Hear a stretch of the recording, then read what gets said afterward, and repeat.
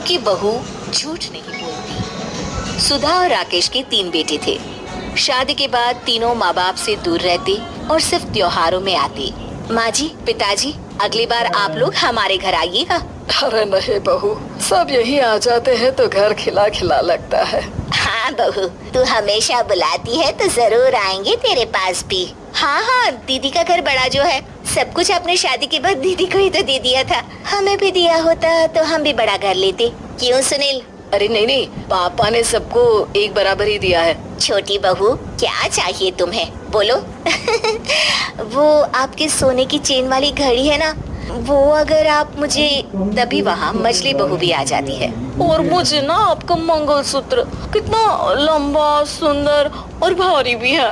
अरे हाँ हाँ, तुम दोनों को ही दूंगी बहू, चिंता न करो। चलो अब खाना लगाओ, खाना खाया जाए। सभी मिलकर खाना खाते हैं कि पड़ोसन आ जाती है। अरे सुधा बहन, थोड़ी चीनी तो देना, घर में शक्कर नहीं है और मेहमान सर पर बैठे हैं। अरे छोटी बहू, चाची को शक्कर तो दे दो। अरे मछली दीदी, आप दे दीजिए ना, मैं यहाँ कम आती हूँ तो मुझे पता ही नहीं है कि सासू माँ सारी चीजें कहाँ रखती है। और तुम ना कौन सा यहाँ रोज शक्कर फाँकने के लिए आती हूँ, मुझे भी नहीं है पता। तभी बड़ी बहू हाथ में चीनी की कटोरी लेकर आती है। चाची, शक्कर आप लोगों का बड़ा सहारा है माँ जी और पिताजी को, वरना हम लोग तो यहाँ रहते ही नहीं। आप जैसे पड़ोसी हैं तो हम निश्चिंत है। और जीती रहे बहू, आप तो ये घर पड़ोस कम परिवार ज्यादा लगता है। सुधा अपनी बड़ी बहू को देखकर बहुत खुश रहा करती थी। वो उससे अक्सर घंटों बात भी किया करती, लेकिन दोनों दूसरी बहुओं का भी वो समझती थी कि शायद छोटी है, वक्त आने पर संभल जाएंगी। समय आ जाता है जब सभी को वापस जाना होता है। माँ जी, हम लोगों की फ्लाइट पहले है, हमें इजाजत दे। वो सास के गले लगकर चली जाती है। थोड़ी देर बाद छोटी बहू कहती है, माँ जी, मैं ना ये सोफे के कवर और चादरें ले जा रही हूँ, यहाँ तो ऐसी ही पड़ी रहेंगी। हाँ हाँ बहू, ले जा, और कुछ चाहिए तो बोल। और तो चाहिए बहुत कुछ, पर चलिए कोई बात नहीं, अगली बार ले जाऊंगी मैं। ऐसे ही मंजली बहू भी घर का बहुत सारा सामान ले जाती है। सभी के जाने के बाद सुधा राकेश से कहती है, घर कितना सूना लग रहा है ना। हाँ, और खाली भी, तुम्हारी दोनों बहुएं सब बटोर गई। अरे ठीक है ना, हम दोनों ही तो हैं, कितना सामान लगेगा। फिर उन लोगों की नई गृहस्थी, इतना मत सोचा करें। समय बीतता है। ऐसे ही हर साल त्योहारों में सुधा और राकेश के बच्चों की बहू आते और जाते वक्त ढेर सारा सामान पैक कर ले जाती। लेकिन कुछ ही सालों में सुधा का देहांत हो जाता है। पिताजी, आप यहाँ अकेले क्या करेंगे, हम लोगों के साथ चलिए। अरे नहीं नहीं बहू, इस घर में सुधा की यादें हैं, मैं उसे नहीं छोड़ सकता हूँ। अब तुम लोगों की माँ नहीं रही। देख लो, वैसे तो मैंने उसके जीते जी सब कुछ दे दिया है, लेकिन कुछ उसका पर्सनल कीमती सामान था जो ये है, ले लो। सामान में होती है एक घड़ी और एक मंगलसूत्र।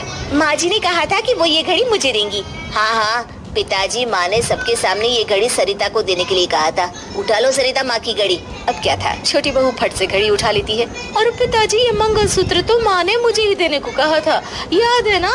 वो सभी की ओर इशारा करती है। तू भी ले ले ये हार बेटा, कोई बात नहीं। मंजली फटाक से हार उठा लेती है। ससुर बड़ी बहू की तरफ देखते हैं। तुझे क्या दूं बेटा? पिताजी, माँ ने एक चीज मेरे लिए भी रखी है। सभी के कान खड़े हो जाते हैं कि आखिर सास ने क्या रखा होगा बड़ी के लिए। अरे माँ जी तो दीदी से प्यार भी ज्यादा ही करती थी, हमेशा उनसे बात किया करती। जरूर कोई बड़ी और अपनी प्रिय चीज दी होगी दीदी को। और देख लेते हैं ना, वरना तो हम भी बराबर का बंटवारा करेंगे। हाँ हाँ, कर लेना बंटवारा।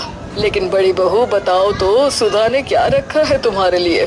अभी तो हम लोग यही हैं पापा जी, जब जाने लगेंगे तो बता दूंगी। बड़ी बहू के मुंह से ये बात सुनकर बाकी दो बहुएं सोचने लगती हैं कि आखिर क्या है जो दीदी को सासू माँ देकर गई है। दीदी, ऐसा तो नहीं ना कि पूरे घर का आधा हिस्सा माँ बड़ी भाभी को देकर गई हो। तभी वहाँ ससुर आ जाते हैं। नहीं नहीं, ऐसा कुछ नहीं है, मकान तो तुम तीनों का बराबर से है। देखो, बड़ी बहू से तुम्हारी सास ज्यादा जुड़ी थी, न जाने क्यों घंटों बात किया करती थी, पता नहीं क्या देकर गई है उसे। और ससुर जी, आपको क्या पता, चालाकी से पूरे घर के पेपर में साइन करवा लिए हो, या फिर कोई छुपा गहना। आखिर मकान पूरा तो आपने सासू माँ के नाम ही कर रखा था ना। अब घर में ये सस्पेंस बन जाता है कि आखिर बड़ी बहू क्या लेकर जाएगी। फिर वो दिन भी आ जाता है जब बड़ी बहू के जाने का समय हो जाता है। बेटा, परसों तुम चली जाओगी, बताया नहीं, माँ ने तुम्हें क्या दिया? घड़ी और हार जो बेशकीमती था और तुम्हारी सास को सबसे ज्यादा प्रिय था, उसका तो बंटवारा भी हो चुका है। अब तुम्हारी बारी। हाँ पिताजी, आज मैं ये बात बताने ही वाली थी।